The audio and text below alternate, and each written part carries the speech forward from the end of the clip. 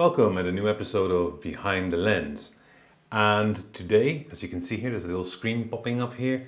I was going to review the Lumix G100, but instead I've decided differently. In this video, I'm going to explain you why this camera, which was designed for vloggers, is an absolute no-buy.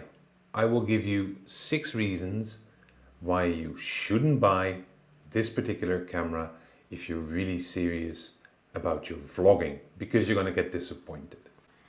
So the first reason for not buying this camera, numero uno,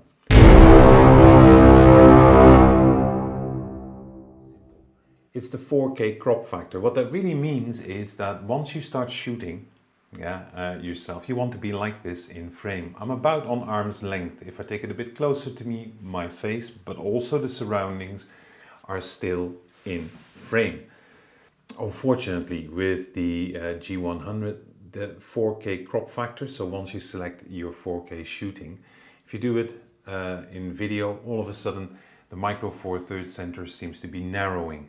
In this case, it's that bad that you can barely, at least I could barely fit myself onto it. So I was very excited with the unboxing, checking the camera's look and feel. I was very excited. I opened it up and immediately I saw the 4 crop.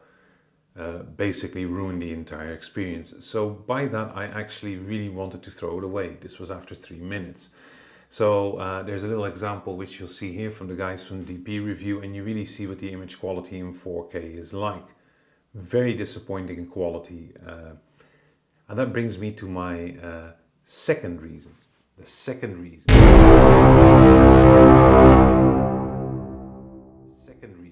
Second reason why you really don't want to buy this camera is there is recording limits on them. In 4K it's 10 minutes, so you can only record for 10 minutes, and then there's no automatic file overwrite. So what that really means is that once you've reached your 10 minutes, it just shuts down. So it doesn't open a new file like you see, for instance, here on the A6400, and it starts writing on it. It doesn't do that.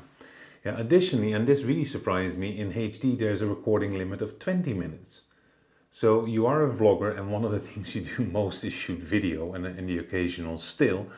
And Panasonic in this case doesn't allow you to shoot, let's say, 15 minutes in 4K and half an hour in HD, which is not unrealistic. So you have the 4K cropping factor and you have the recording limit. Does it end there? Now, unfortunately, it doesn't. And here's my third reason. And the third reason where you really should very carefully consider whether you want to buy this camera or not is the camera stabilization. It's being sold as in-body stabilization and on 5 axis. And in theory that's true, but you have the in-camera axis stabilization or you have the electronic stabilization. Now, unfortunately here, this is electronic stabilization. So that's one point. It isn't nearly as good as real in-body IBIS stabilization. The second part here, and this is also a bit, I'm finding this a bit sneaky, is when you go to the stabilization and you want to shoot in 4K, which by the way has a maximum of 30p, but that aside, it only stabilizes 4 axes.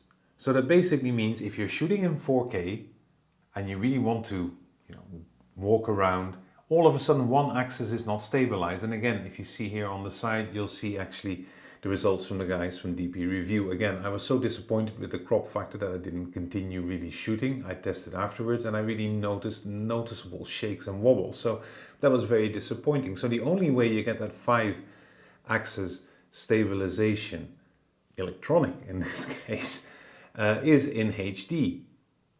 And that's why you don't really buy cameras as a vlogger. So it's 4 axis stabilization. Yeah, that doesn't make any sense. Anyways, there's one other issue which you really should rethink. So you already know from filming 4K and it's already not looking good. And that's number 4. Did I just do 5? Yes, it's number 4. It's number 4.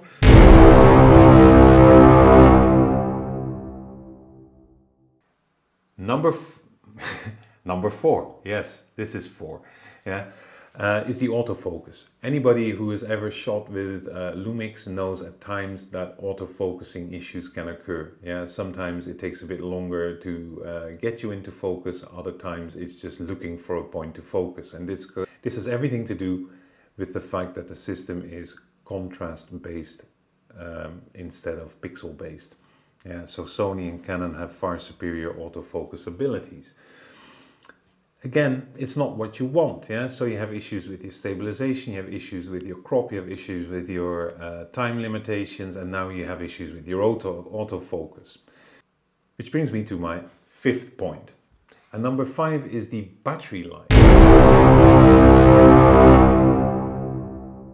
Battery life. And I made a previous review of the Lumix GX880, a very small camera, also designed for vloggers. Familiar? Yes. The battery here is the DMW BLG10. Yeah, I had to look at my notes because I simply can't remember it. It has a capacity of 1025 milliampere and uses 7.2 volts in direct current. That itself sounds all impressive, but the average smartphone, just to draw a comparison, has a battery 4 times as strong. Speaking from experience here with the Sony a6400, it either means you're going to have to buy batteries or you continuously have to have some kind of external charging device. This itself is also a battery which is limited to 260, 290 shots, which if you're really filming and you're doing, whatever, you do a time lapse, you do some slow motion, you're doing an interview, you're taking all kind of funny little shots. Before you know it, your battery is drained, which means that you're going to have more batteries with you, which are not included in the price. So on top of it, you have to pay a bit more, which is fine as long as you know that your camera is superb. But up until now, the 4 previous reasons I gave you are hardly any indication that is such a fantastic camera. Now, the last and also an important point is point number 6. It's the price point. This camera starts at about 750 euros.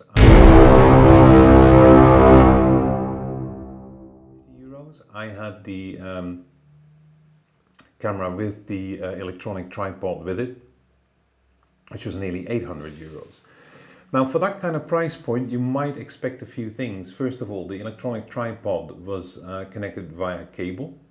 That tripod goes for 50-60 euros via a simple USB cable instead of leveraging Bluetooth, like for instance Sony has, or they even have a camera built-in kind of connection.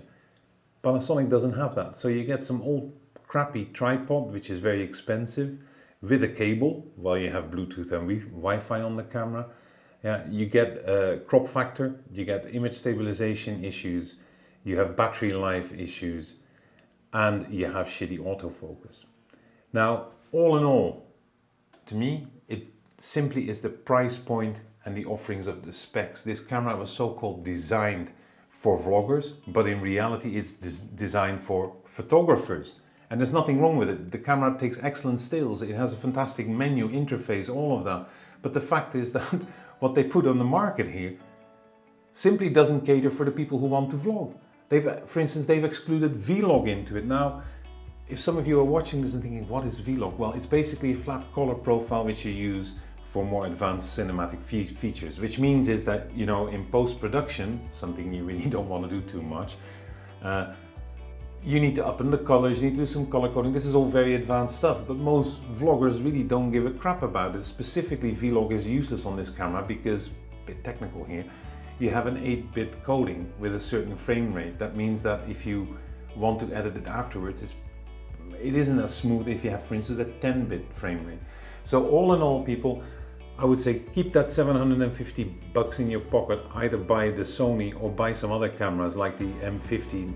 There's no such thing as an ideal camera, but in this case, Panasonic absolutely messed up.